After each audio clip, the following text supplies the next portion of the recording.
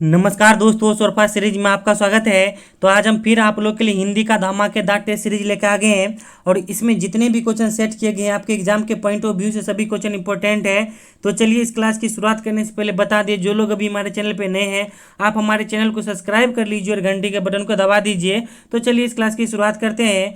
तो पहला क्वेश्चन है कि जिस समास के कोई पद प्रधान नहीं हो उसे कौन समास कहते हैं। तो ऑप्शन में बहुब्रीहि समास, कर्मधारय समास, द्विगु समास, द्वंद्व समास। तो देखिए, जिस समास के कोई पद प्रधान नहीं हो उसे जो है बहुब्रीहि समास कहते हैं। ठीक है, अब सभी ऑप्शन को देखते हैं। अब है अगला कर्मधारय समास। तो देखिए इसका होता है कि जिस समास का पहला पद विशेष्य और दूसरा पद विशेषण हो उसे कर्मधारय समास कहते हैं। और द्विगु समास का पहचानने का नियम क्या है, तो जिस समास में संख्यावाचक का बोध हो उसे द्विगु समास कहते हैं। और द्वंद्व समास को पहचानने का आपको नियम बता दिए हैं कि जिस समास के बीच में डैश लगा रहे, जैसे पति पत्नी के बीच में डैश रहता है, राधा कृष्ण के बीच में डैश रहता है, या लोटा डोरी के बीच में डैश रहता है, तो आप उसे आंख मूंद के द्वंद्व समास मारेंगे। अब चलिए अगला क्वेश्चन देखते हैं। अगला क्वेश्चन है कि मनुष्य सर्वाधिक किस भाषा का प्रयोग करते हैं। तो ऑप्शन में मौखिक भाषा, लिखित भाषा, सांकेतिक भाषा, इनमें से कोई नहीं। तो देखिए मनुष्य जो है सर्वाधिक मौखिक भाषा का प्रयोग करते हैं, क्योंकि हम लोग जब सुबह में उठते हैं आप अपने 24 घंटा में देखिए कि सबसे ज़्यादा आप अपने विचारों, अपने अनुभवों, अपने जो है संप्रेषण का आदान प्रदान जो है मौखिक भाषा के ही माध्यम से सबसे ज़्यादा करते हैं। तो इसीलिए मनुष्य सर्वाधिक जो है मौखिक भाषा का ही प्रयोग करता है। उसके बाद देखिए आपको बताते हैं कि भाषा के जो है 3 प्रकार होते हैं, आप जानते ही हैं, मौखिक, लिखित और सांकेतिक भाषा। ठीक है ना। अब चलिए अगला क्वेश्चन देखते हैं। अगला क्वेश्चन है कि निम्न में कौन कारक विभक्ति गलत है। तो ऑप्शन में है कर्ता ने, कर्म को, करण से, अपादान पर। तो देखिए आपको बता दें कि कारक विभक्ति टोटल 8 है और सबसे पहले हम आपको कारक विभक्ति बताते हैं, उसके बाद आप खुद जो है सही गलत का फर्क कर दीजिएगा। ठीक है, तो देखिए कारक विभक्ति होता है कर्ता ने, कर्म को, करण से, सपादान को के लिए, अपादान से, संबंध काके की, अधिकरण में पर, संबोधन हे अजी हो अरे। तो इसमें आप चेक कीजिए। तो देखिए पहला है कर्ता ने, ये भी सही है, कर्म को ये भी सही है, करण से ये भी सही है।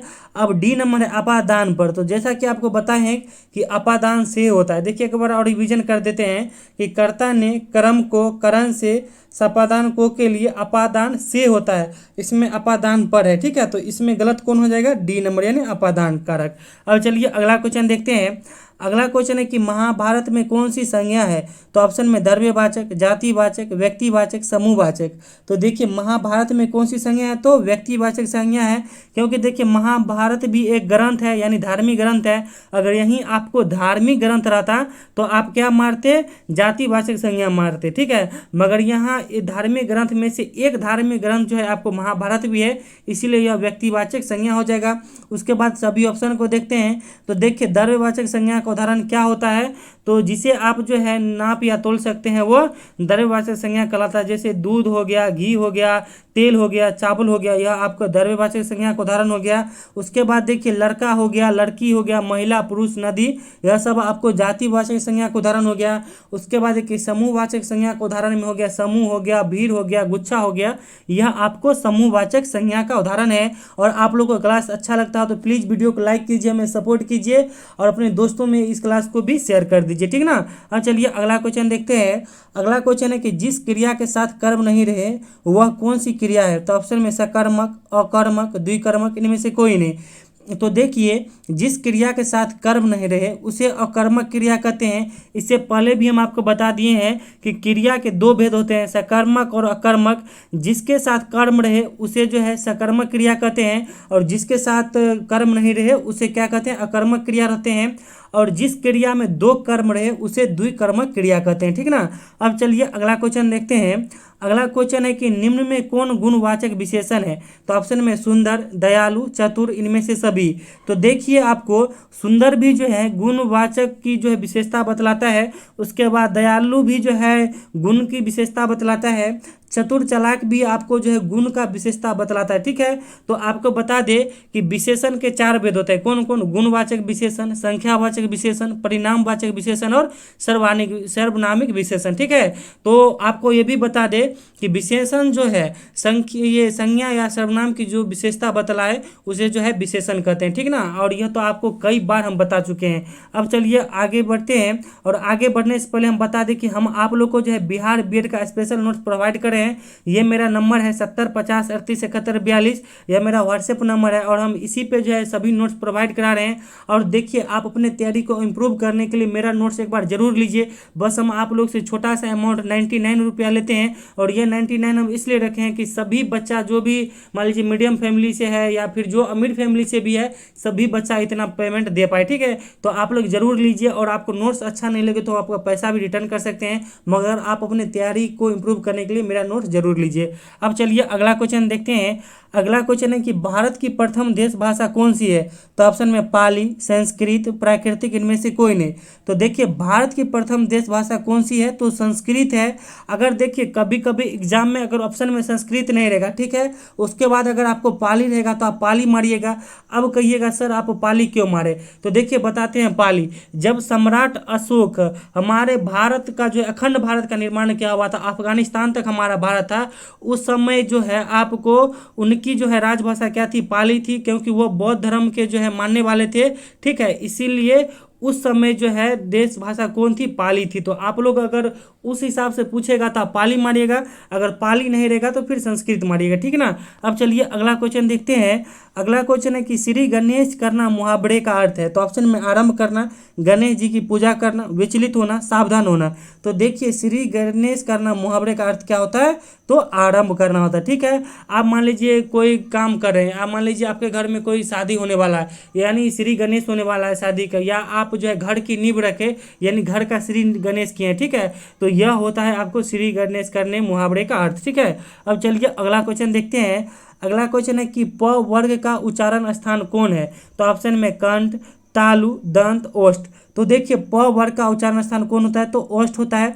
अब सभी ऑप्शन को देखते हैं।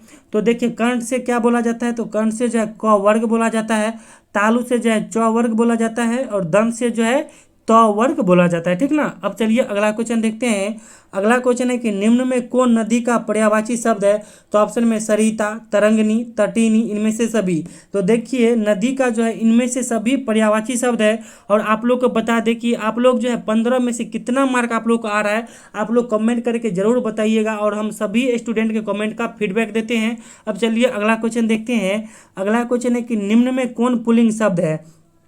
तो ऑप्शन में सूर्य, मघी, कावेरी, सुबह। तो देखिए, इसमें से जो है आपको पुल्लिंग शब्द कौन हो गया? तो सूर्य हो गया। जितने भी तारे का नाम हो गया, ग्रह का नाम हो गया, उपग्रह का हो गया, जैसे मान लीजिए सूर्य है, चंद्रमा है, आपको मंगल है, बुध है, यानी तारा, उपग्रह, या फिर जितने भी क्षुद्र ग्रह है, ये सब क्या है? पुल्लिंग शब्द है। वही अपवाद में क्या है? पृथ्वी भी जो है ग्रह है, मगर पृथ्वी को हम लोग माता कहते हैं, तो इसीलिए जो है पृथ्वी आपको स्त्रीलिंग शब्द है। उसके बाद देखिए, मगही जो है आपको स्त्रीलिंग शब्द है, यानी जितने भी बोलियों के नाम है, हो गया मगही, हो गया भोजपुरी, हो गया पहाड़ी, हो गया, यह सब आपको स्त्रीलिंग शब्द है। उसके बाद नदियों के नाम कावेरी, गंगा, सोन, यह सब क्या है? आपको स्त्रीलिंग शब्द है। उसके बाद जितने भी फारसी शब्द है, ठीक है, वह भी आपको जो है स्त्रीलिंग शब्द है। सुबह जो है आपको फारसी शब्द है, क्योंकि बताते हैं कि फारसी शब्द को पहचानने का ये क्या होता है कि जिस शब्द के अंत में त और ह लगा है वह फारसी शब्द है। जैसे यह सुबह है तो सुबह में ह लगा हुआ है, उसके बाद दौलत हो गया, फतह हो गया, तो यह फारसी शब्द है। और हम लोग भी बहुत सारे फारसी जो है शब्द का प्रयोग करते हैं। ठीक ना। अब चलिए अगला क्वेश्चन देखते हैं। अगला क्वेश्चन है कि अनामिका किसकी काव्य रचना है? तो ऑप्शन में मैथिली शरण गुप्त, रामधारी सिंह दिनकर, सूर्यकांत त्रिपाठी निराला, अनामिका। तो देखिए, अनामिका जो है किसकी काव्य रचना है? तो सूर्यकांत त्रिपाठी निराला की रचना है। अब देखिए, मैथिली शरण गुप्त जो है पहले हिंदी साहित्य के राष्ट्र कवि थे, और इनकी कुछ पुस्तकें हैं, नारी हो गया, अंतिम आकांक्षा हो गया। उसके बाद देखिए, रामधारी सिंह दिनकर की जो उर्वशी हो गया, आपको सबसे इंपॉर्टेंट इसकी याद रखिएगा। उसके बाद देखिए आपको अनामिका, ठीक है, तो अनामिका जो है एक लेखक है हिंदी साहित्य का। इनको जो है 2020 में हिंदी साहित्य का जो है पुरस्कार मिला है, और इनकी कविता संग्रह कौन था? तो टोकरी में दिंगत। ठीक है, इनके लिए इनको जो है हिंदी साहित्य का पुरस्कार मिला था। अब चलिए अगला क्वेश्चन देखते हैं। अगला क्वेश्चन है कि हिंदी भाषा किस लिपि में लिखी जाती है? तो ऑप्शन में देवनागरी, गुरुमुखी, खरोष्टी, रोमन।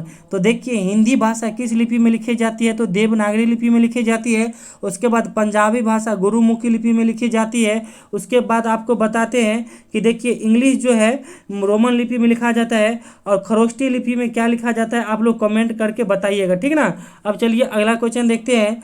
अगला क्वेश्चन है कि संज्ञा के बदले जिस शब्द का प्रयोग किया जाता है उसे क्या कहते हैं? तो ऑप्शन में है विशेषण, सर्वनाम, समास, समानार्थक शब्द। तो देखिए संज्ञा के बदले जिस शब्द का प्रयोग किया जाता है उसे क्या कहते हैं? तो सर्वनाम कहते हैं, ठीक है। जैसे यह, वह, मैं हो गया, यह क्या है आपको, या कोई हो गया, या कुछ हो गया, यह आपको सर्वनाम है, ठीक है। तो संज्ञा के बदले जिस शब्द का प्रयोग किया जाता है उसे सर्वनाम कहते हैं। विशेषण आपको बता ही दिए हैं कि संज्ञा या सर्वनाम की विशेषता बतलाने वाले शब्द को विशेषण कहते हैं। समास क्या होता है? तो समास जो है आपको संक्षेपण की प्रक्रिया है। समानार्थक शब्द क्या है? तो समानार्थक शब्द क्या हो गया?